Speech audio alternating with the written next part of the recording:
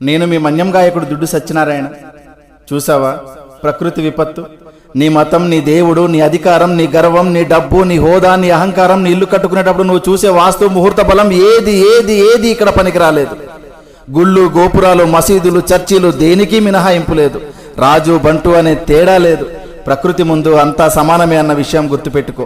వాస్తవానికి ఒక పేదవాడు ఇల్లు కూలితే మహా అయితే చిన్న చిన్న గాయాలు మాత్రమే. అదే ధనవంతుడు ఇల్లు కూలితే కనీసం శవం కూడా దొరకదు. ఇది గుర్తుపెట్టుకో. గట్టిగా బతికితే మహా అయితే 100 ఏళ్ళు, అందులో రాత్రి రూపంలో 50 ఏళ్ళు పోతుంది. మిగిలిన 50 ఏళ్లలో ఏమీ తెలియని పసితనం అంటే బాల్యంలో 10 ఏళ్ళు గడిచిపోతుంది. మిగిలిన 40 ఏళ్లలో చిట్ట చివరి వృద్ధాప్యంలో దినదిన గండంగా 5 ఏళ్ళు గడిచిపోతుంది. ఇంకా నీ కోసం మిగిలింది కేవలం 35 ఏళ్ళు మాత్రమే. ఈ 35 ఏళ్లలోనే నీ చదువు, నీ సంపాదన, నీ కుటుంబ బాధ్యత, బంధాలు, బంధుత్వాలు అన్నీ చూసుకోవాలి. కాబట్టి జీవితం చాలా చిన్నది. ఇది తెలియక కులాలు, మతాలు, పార్టీలు అనే పగలు ప్రతీకారాలతో